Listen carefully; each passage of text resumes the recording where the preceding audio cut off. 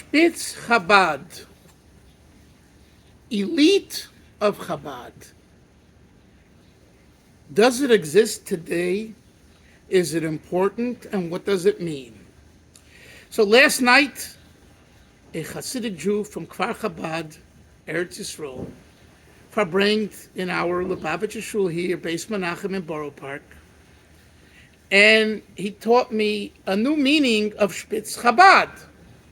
I grew up in Lubavitch, born and bred in Chabad, sat with many Chasidim, heard from Mashpia that Spitz Chabad means the best of Chabad, the most Hasidic Jews in Chabad. So, for example, my father-in-law, Rabbi Chaim Dalfin, told me that in Kharkov in the 1930s, when he was growing up as a child, there was a big shul, and it was the main shul of Kharkov. Most people davened in the main minyan, which was, I believe, Ashkenaz, Nusach Ashkenaz, or Sfard, I think Ashkenaz. But the Lubavitchers, a small group of them, they made themselves a separate minyan. And it was known as the Spitz Chabad minyan. They didn't want to just daven with the regular folks. They wanted to daven their nusach, Sechari, Alpi, based on the Alter Rebbe, the Balatanya. But more so, they wanted to learn Chasidus before davening on Shabbos morning. And not start at 8 or 8:30 Shachris, but 9:30, 10, whenever that was. Because they were learning Chasidus before that, preceded by going to the mikveh.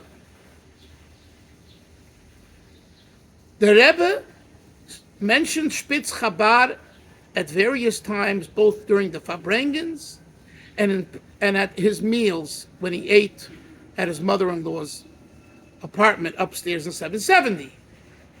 And the Rebbe, for example, I believe it was 1960, instructed that they print the Chasidus of Rabbi Aaron Halevi Horowitz, known as the Strashele Rebbe. Rabbi Aaron Halevi, a Talmud of the Alter Rebbe, a Talmud Muvak, prodigy student of the Alter Rebbe. But when he split from the Mittler Rebbe after the Alter Rebbe's passing, Chasidim, the Lubavitcher Chasidim, didn't look at him, didn't want to know about him, and were actually upset that he created his own Chabad movement known as Strashele Chasidus. Comes along the Rebbe in 1960 and says, print his Chasidus. And the Rebbe said, I know that Spitz Chabad will criticize me for generations. We accepted that we don't engage in Strashele Chasidus. We don't even look at him and think about him for what he did, even though he was a great man. And the Rebbe says, that's the past. It's all forgiven. And now it's valuable Chasidus and printed. And I know I'm going to get criticism from the older Chasidim that were sitting at the meal together with the Rebbe and hearing him say this. Spitz Chabad, the elite of Chabad, who feel proud Lubavitchers. Do we have them today? Do we need them today? And what does it mean? So last night at the farbrengens, Reb Mendel shared a word, a saying, teaching for Reb Mendel Futerfas, who after 9 years in hard labor came to Chernovitz. And he said this at a farbrengens. And Michal, who was a little boy, a young boy at the time, remembers it. And what did he say? He says, the Gemara says in Chulin that if you find a little puncture in the krum shel moyach, in the membrane of the brain, in the membrane of an animal, it invalidates it, and the animal is considered treif, not kosher. You're not allowed to eat it. But it's only a little puncture. Reb Mendel said, what's a spitz? Spitz means an edge, an end, the end of a needle. The needle, the little hole if you have a little hole of yeshus, of ego, of selfishness, it invalidates you. You're treif, you're not kosher, you're puzzle. Spitz Chabad, Reb Mendel said, is finding the iota of ego within yourself. That's the true meaning of Spitz Chabad. Not Spitz Chabad, come from such and such family, or I hung out with Chassidim, or I was close to the Rebbe. Spitz Chabad, or I want to learn Chasidis before davening and not daven just without learning Chasidis. You feel good about it. You feel Hasidic about it. Spitz Chabad. Says Reb Mendel, true Spitz Chabad is finding the little hole within yourself where there's still some vestige of ego. And I share this as a continuation of yesterday's clip, which we labeled Chabad dropouts. People have been commenting, calling, emailing about this. Who are you talking about? My friends, I don't have to tell you who I'm talking about, because it's not the style that I heard our Rebbe talk about issues that were important by naming names. So I'm not going to name names. Do your own research. And more so, it's not about one particular person or two particular people.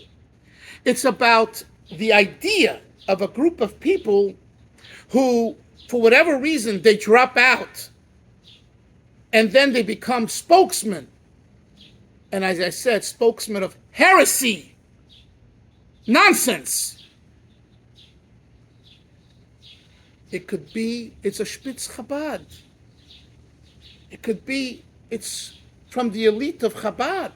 Let's talk about this idea, not actual heresy, apostasy in the classical sense, but in spiritual sense, in the ruchnius sense, in the sense of, hey, I'm a chassid, I'm Hasidic, I'm pious, I help others, I learn Chasidis before davening, and yet I'm full of myself.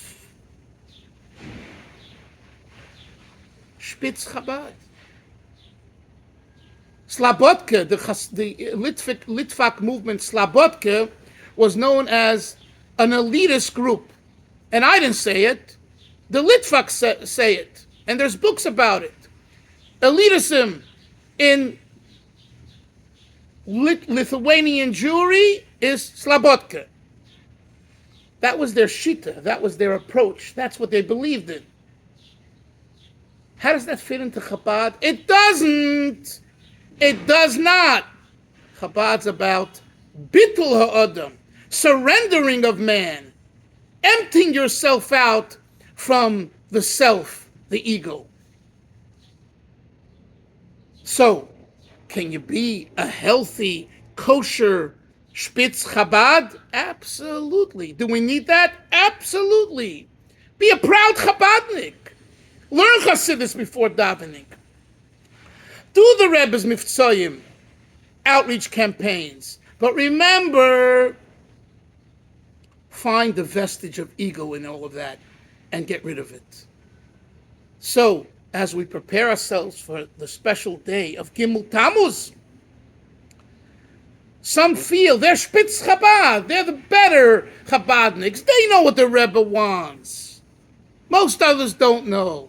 That itself is antithetical to Gimel Tammuz. L'chaim, l'chaim.